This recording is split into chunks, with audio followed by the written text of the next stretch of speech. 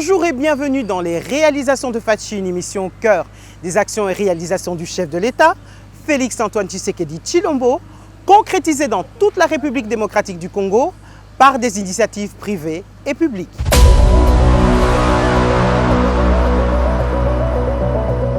Au cours de cette édition spéciale, revenons sur les moments forts de la conférence de presse du président de la République, Félix Tshisekedi, qui s'est déroulée ce mercredi 6 mai 2026 au chapiteau de la Cité de l'Union africaine à Kinshasa. Lors de ce rendez-vous, inédit face à la presse, le garant de la nation a d'entrée de jeu tenu à rendre un vibrant hommage aux professionnels des médias nationaux et internationaux.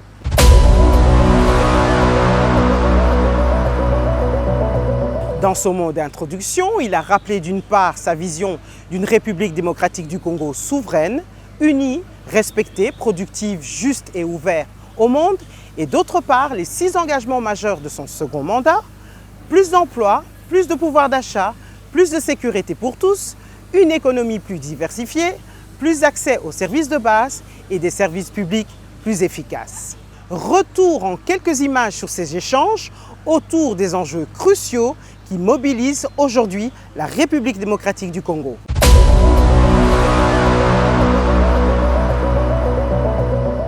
Mesdames et messieurs les professionnels des médias, mesdames et messieurs les représentants de la presse nationale et internationale, mesdames et messieurs, je suis heureux de vous retrouver aujourd'hui à l'occasion de cette conférence de presse, un exercice important de dialogue direct et de confrontation sereine des idées.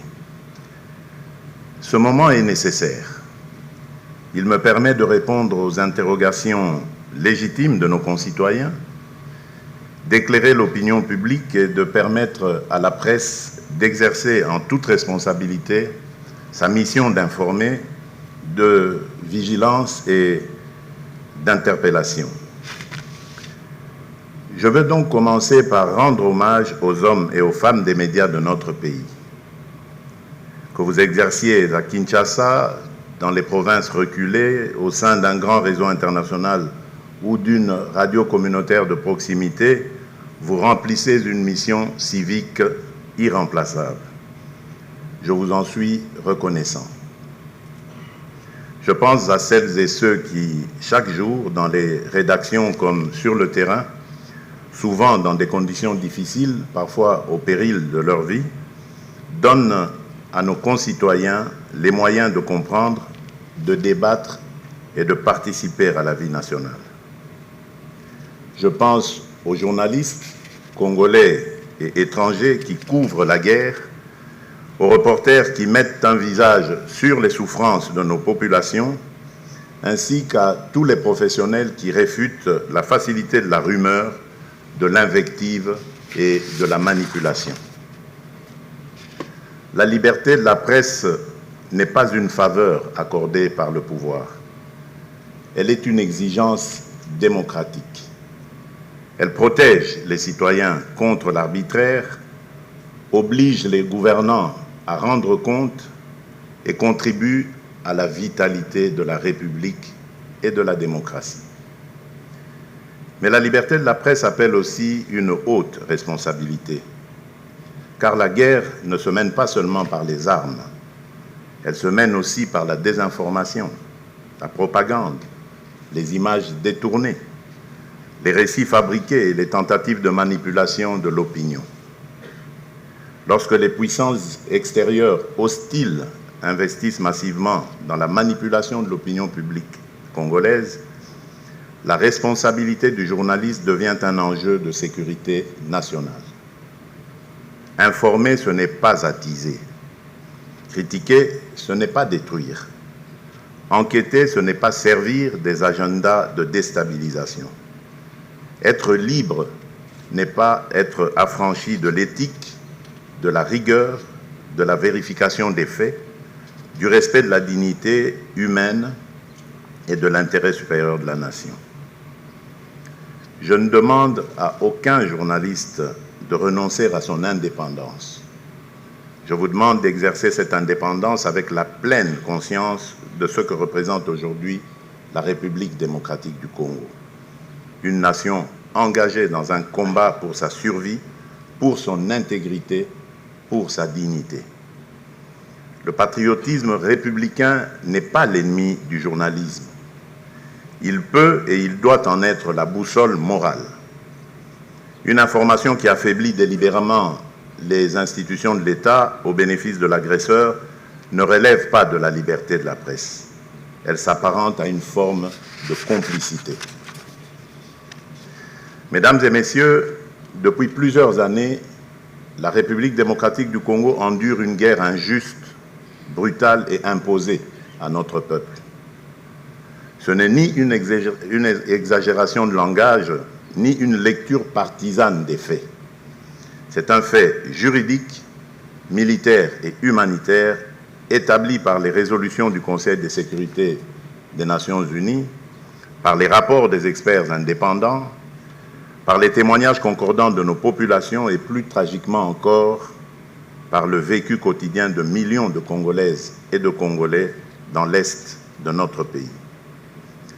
Cette guerre d'agression poursuit des objectifs clairs: la prédation de nos ressources, la déstabilisation de nos institutions et la perpétration de violations systématiques des droits humains.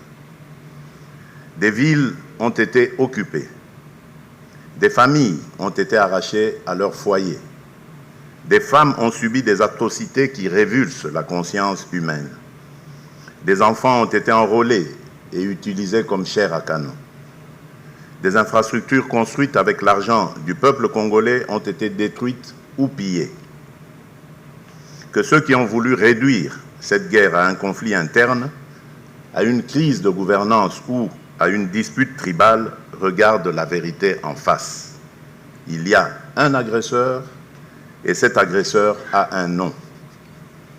Je veux redire ici ma compassion aux familles endeuillées, ma solidarité aux déplacés, ainsi que mon soutien résolu à nos forces armées, à notre police nationale, à nos services de sécurité, aux patriotes résistants Wazalendo et à toutes les communautés du Nord et Sud Kivu, de l'Ituri et d'ailleurs, qui continuent de faire preuve d'un courage admirable et d'une dignité exemplaire.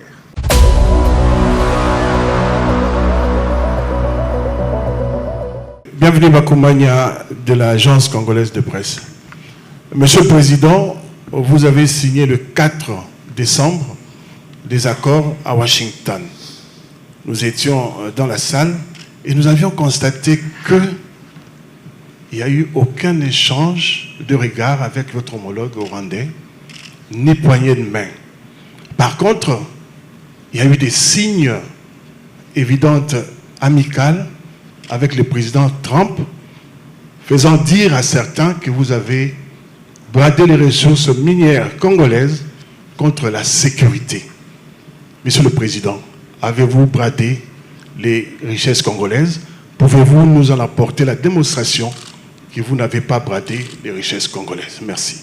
Vous êtes en train de vous adresser à quelqu'un qui, en arrivant à la tête du pays, s'est offusqué de voir le montage, la structuration qui avait été faite du fameux contrat chinois et qui a ordonné un audit et qui, suite à cet audit, est allé voir les amis chinois pour leur dire ce qui a été fait est inacceptable et totalement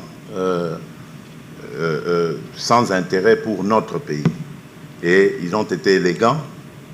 On a ouvert des discussions qui nous ont permis de rattraper certaines erreurs. Mais évidemment, les signatures ayant été déjà apposées, on ne pouvait pas changer en profondeur les choses. Mais je trouvais inacceptable que nous soyons, nous, les détenteurs de ces ressources et en même temps, soyons minoritaires dans ce partenariat en termes d'intérêts obtenus.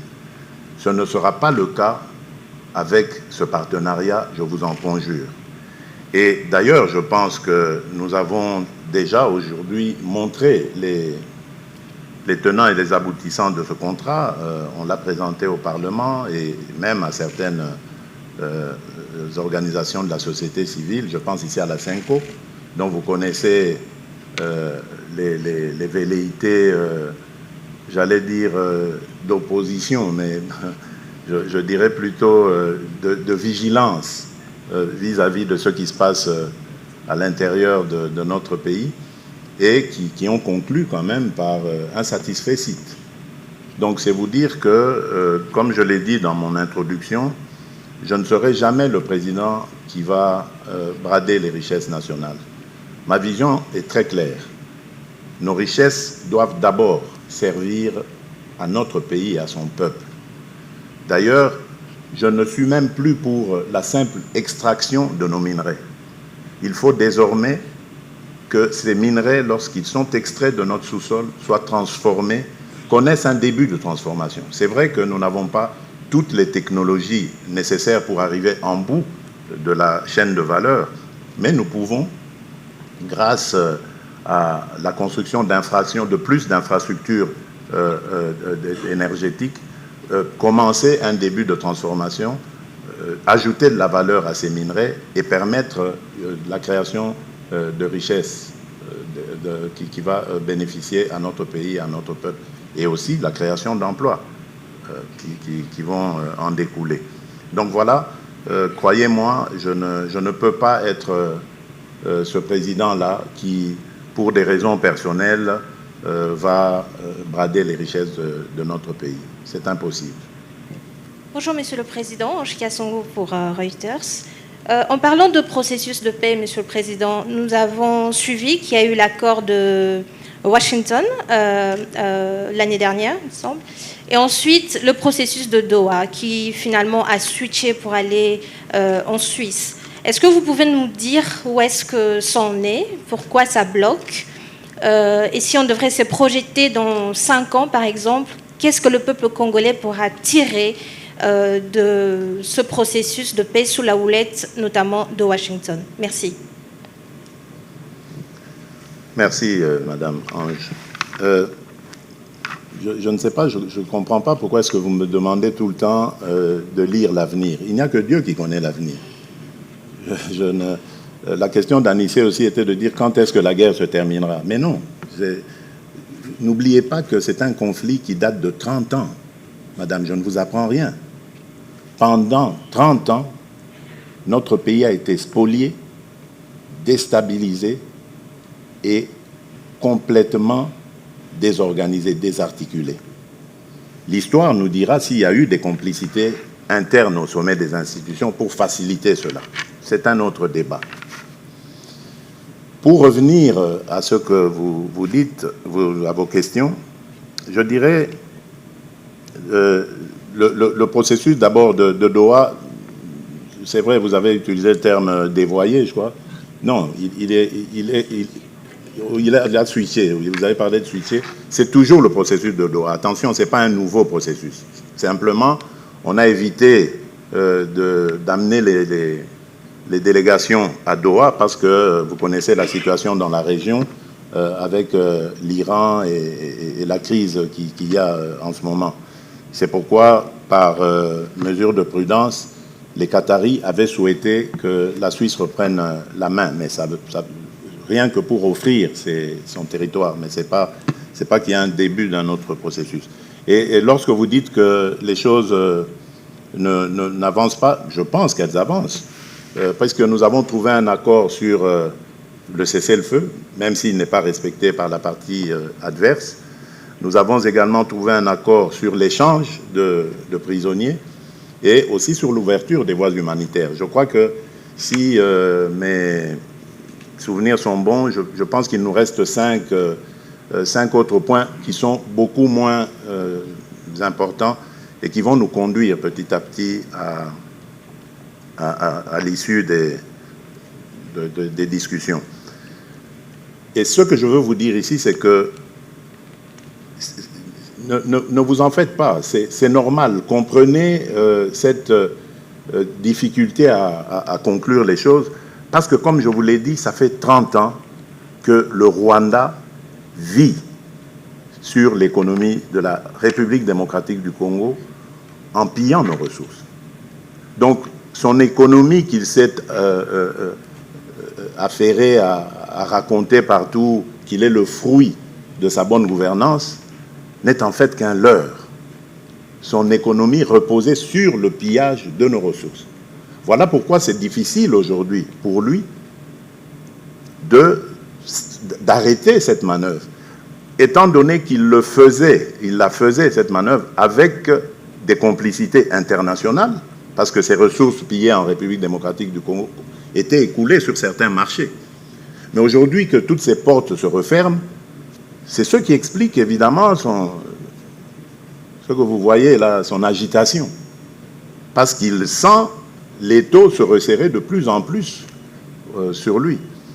Et moi, je vous dis, je suis convaincu que nous aurons un aboutissement heureux.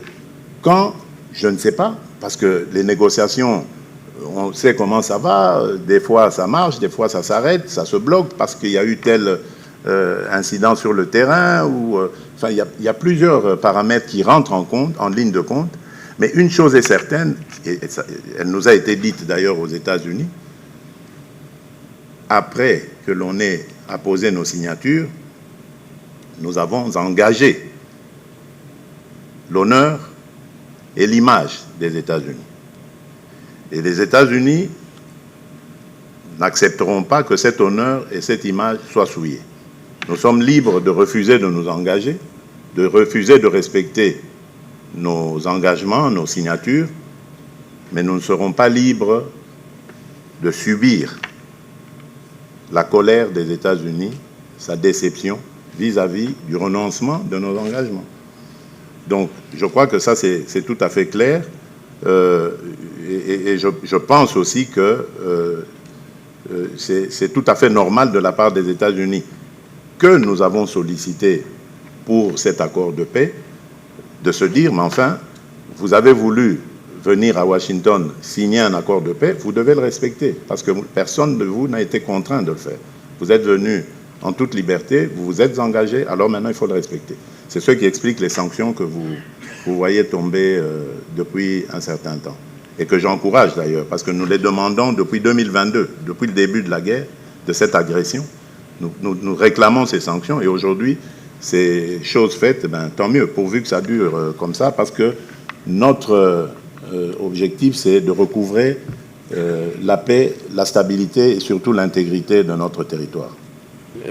Merci. Vous allez parler, madame. Pascal Moulegua de Radio France Internationale et président élu de la presse internationale en RDC. Monsieur le Président, je vous ai suivi, vous avez dit que la réflexion autour du changement ou de la révision de la Constitution ne peut pas être interdite. Sortons de la réflexion parce que votre camp a déjà pris une position, je peux même dire officielle.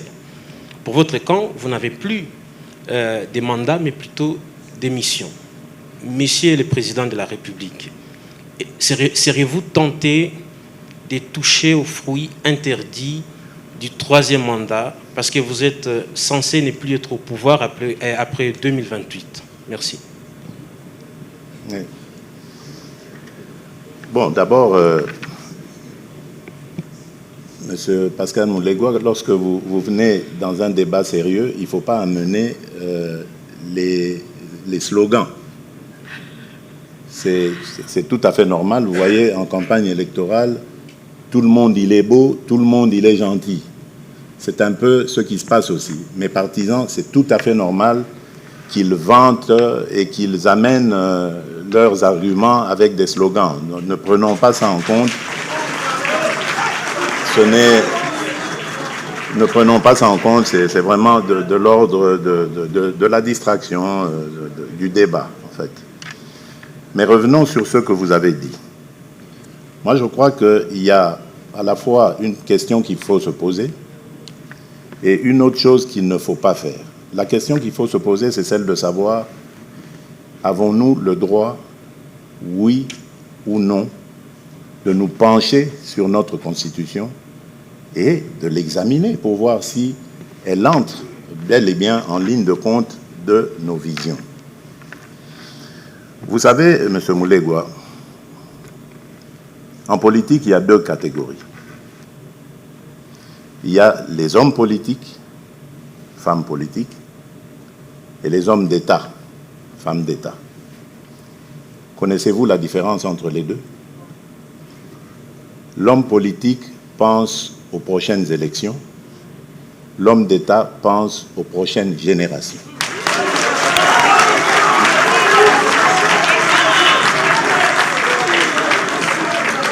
Je ne dis pas, je vous laisse définir dans quelle catégorie je suis.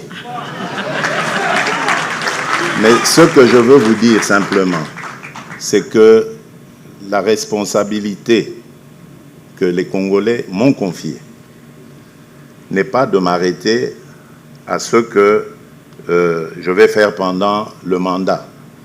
C'est d'aussi regarder les générations à venir. Qu'est-ce que je vais préparer pour eux, sans forcément être là, mais qu'est-ce que je vais préparer pour mon successeur? Qu'est-ce que je vais faire pour que celui qui va me succéder ou celle qui va me succéder ait aussi la facilité? Parce que moi, je vous dis, moi, je me mettrai à la disposition de mon successeur. Je n'irai pas prendre les armes contre lui. Et à la disposition de la République.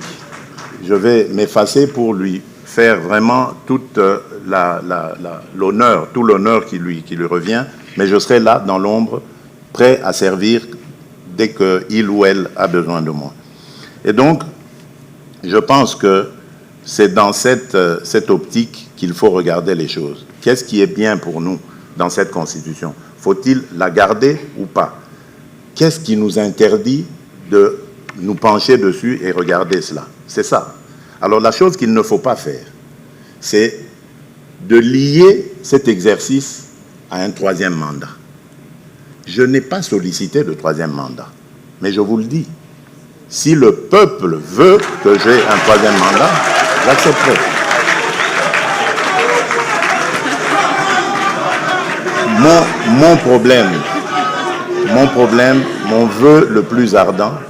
Mon vœu le plus ardent est que cette République recouvre sa stabilité, recouvre sa dignité, et que l'on mette la République démocratique du Congo sur de bons rails. Il ne faut pas regarder notre pays aujourd'hui comme un verre à moitié vide, il faut le regarder comme un verre à moitié plein et se poser la question de comment faire maintenant pour continuer à le remplir. Parce qu'aujourd'hui, nous avons réussi à sortir le Congo du trou noir dans lequel il était. Aujourd'hui, on parle du Congo partout dans le monde. Et ce n'est pas nous, Congolais, qui le disons. Ce sont les étrangers, on les entend, ils disent le Congo est de retour sur la scène internationale. Et d'ailleurs, notre participation, par exemple, au Conseil de sécurité, tout ça démontre que nous jouons aujourd'hui un rôle actif. Nous sommes dans beaucoup de forats. On m'a reproché cela en disant que je voyage, mais vous voyez que ce n'était pas des voyages de villégiature, c'était plutôt des voyages nécessaires. Et moi, je ne demande qu'à rester dans mon pays et à vivre heureux auprès des miens. Donc, oui, moi, je suis pour l'analyse, prendre des experts qui vont étudier cette Constitution parce qu'il y a beaucoup de difficultés à cela. Et cela ne doit pas être lié à un troisième mandat quelconque. Je serais heureux de terminer mes 2 mandats en laissant ce pays sur de bons rails, surtout en lui léguant la paix. Mais si les Congolais me demandent de revenir au front, je suis à leur disposition tant que Dieu me donnera l'énergie nécessaire.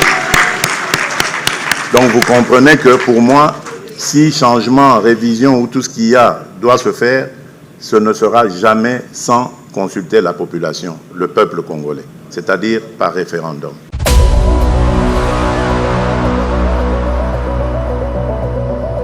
Monsieur le Président, au mois de juillet de l'année dernière, vous aviez tenu un conseil des ministres où vous avez fustigé que la ville de Kinshasa était sale.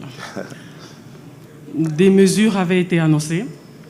Des mesures avaient été également annoncées par rapport à la sécurité routière.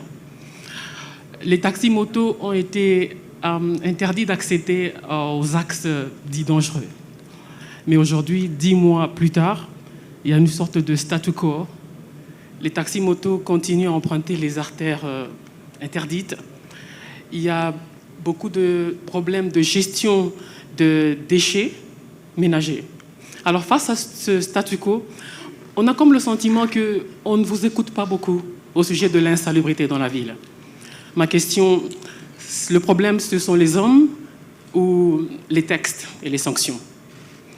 Vous devez comprendre que cette ville a longtemps été laissée sans urbanisation, sans politique d'urbanisation. Et vous avez tout ce que, donc c'est-à-dire les embouteillages, l'indiscipline routière, vous avez toutes ces conséquences à cause du fait qu'on a laissé grandir cette ville sans urbanisation. On est passé de un peu moins d'1 million d'habitants dans les années 60 à près de 20 millions d'habitants aujourd'hui. Donc vous voyez qu'en l'espace d'une cinquantaine d'années, à peu près, on a explosé. La démographie a explosé à Kinshasa sans être accompagnée par une politique de ce sens. C'est pour ça qu'aujourd'hui, nous parlons d'extension de la ville, parce que nous comprenons que vivre sur l'espace dans lequel nous vivons aujourd'hui devient impossible, intenable. Mais en même temps, il faudrait accompagner tout cela des mesures. Ce n'est pas que nous croisons les bras. Rappelez-vous, il y a peu, il y avait une mesure qui avait été prise qui imposait le sens de la circulation pendant un temps, pendant quelques heures de la journée, dans une certaine direction, et après, vers la fin de la journée, on imposait la direction contraire. Nous avons pensé, après analyse et travail avec des experts, même en Conseil de ministres, on a reçu ces experts qui nous ont expliqué que c'était possible et que ça pouvait marcher. Donc, malheureusement, l'expérience n'a pas abouti, n'a pas été heureuse, mais ce n'est pas pour autant que nous allons nous croiser les bras. Aujourd'hui, il y a quelques milliers d'agents complémentaires qui sont en train d'être formés et qui vont venir à la rescousse des agents de circulation, les policiers habituels, pour essayer, surtout dans les carrefours, parce que c'est là que commencent vraiment les embouteillages, et essayer comme ça d'aider à désengorger ces points d'engorgement. Donc, par là, je voulais vous dire que nous ne croisons pas les bras, nous faisons des efforts. Mais c'est une situation qui nous tombe dessus, parce que c'est l'accumulation de plusieurs années comme ça de non-action, donc d'inaction. On est resté sans politique réelle de la ville, et voilà les conséquences. Aujourd'hui, nous avons au gouvernement des ministres de la ville dans l'objectif, justement, dans le but de pouvoir résoudre ces choses. Mais sachez-le, elles ne vont pas se résoudre en une traite, donc il faut prendre un peu de temps. Alors, au sujet de la salubrité ou l'insalubrité, je suis totalement d'accord avec vous. Je suis le premier à m'offusquer vis-à-vis de ça. Le gouverneur, je ne sais pas s'il est parmi nous, il peut vous dire combien à chaque fois je lui demande une mise à jour de la situation de la salubrité ou de l'insalubrité dans Kinshasa. D'ailleurs, il y a une réunion qui est prévue entre lui et moi, parce que je veux savoir qui sont les nouveaux partenaires qui ont signé un contrat avec la ville, et quel est leur niveau d'efficacité, quels sont leurs objectifs poursuivis et comment ça va se passer. Nous avons aussi des pourparlers que j'ai menés personnellement sur des partenaires qui vont venir nous aider au ramassage, au traitement et au recyclage des déchets, avec tout ce qui s'ensuit comme retombées économiques. Donc ce sont des politiques qui prennent du temps pour être mises en place, mais je peux vous garantir que je ne reste pas insensible à cela. Et lorsque mon cortège passe dans la ville de Kinshasa, ou que lorsque je reçois même un homologue, un éminent homologue dont je sais par exemple que sa ville est nettement plus propre et plus belle que la mienne, je me sens vraiment touché et gêné de voir tout ça.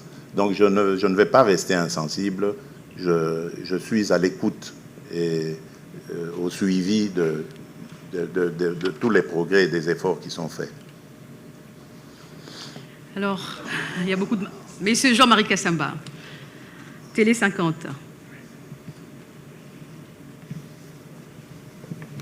Merci beaucoup, Monsieur le Président. Dans un premier temps, j'aimerais, au nom de l'UNPC Kinshasa, vous remercier de votre implication dans nos deux requêtes la fois dernière, concernant votre implication dans la liberté retrouvée de Salis Jakera. Ah, okay. Et notre congrès de l'UNPC qui a pu trouver écho à la demande qui était faite. Donc, ces journalistes de Kinshasa, qui sont plus de 4000, vous remercient. Et nous pensons que ce type de rendez-vous pourrait se répéter pour que nous puissions échanger avec vous. D'accord. Question par rapport à votre famille politique, l'Union Sacrée. Il se constate qu'il y a comme un malaise permanent depuis que le nouveau secrétaire permanent est installé. Pourquoi vous rigolez? Allez-y, Monsieur Kassamba. Parce qu'il ne semble pas être en bon terme ni avec les leaders, Augustin Kabouya, Jean-Pierre Bemba, Bahati. Et surtout, nous aussi, nous n'avons pas la lisibilité sur l'orientation pour vous aider à consolider la démocratie dans notre pays. Alors, question, et quand est-ce que Monsieur le Président pourra mettre un peu de l'ordre dans sa famille, l'Union Sacrée, parce que entre la cohérence que vous venez de nous présenter et ce que nous vivons au quotidien, c'est un peu compliqué. Merci, Monsieur. Bon, vous comprenez que c'est quand même une question de cuisine interne et que ce n'est pas ici le lieu d'étaler les plats et autres recettes qu'il y a dans cette cuisine interne. Je comprends ce que vous dites et le moment venu, j'inviterai les uns et les autres autour de moi à venir discuter de ces conflits permanents. Je ne sais pas comment vous les avez appelés là, mais rassurez-vous, c'est une situation qui est tout à fait inhérente à toute organisation humaine. Par moment, il y a des tiraillements. L'essentiel ici, c'est de ne pas couper le fil, le cordon ombilical. Il faut rester soudés, unis pour le même objectif et non pas regarder son propre nombril. Voilà, donc j'espère que ça va bien se passer. Et merci quand même pour la question, Jean-Marie, parce que je pensais que vous auriez été beaucoup plus virulent. J'ai l'impression que vous commencez à approcher de la retraite, là.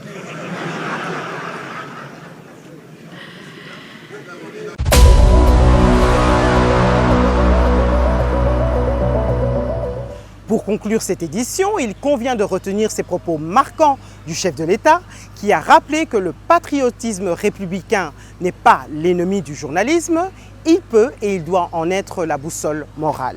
Une posture qui traduit son engagement profond d'homme d'État et non d'homme politique, dont l'unique ambition est de donner un héritage aux générations futures. Notre émission est à présent terminée. Merci de l'avoir suivie. Merci à toute l'équipe technique.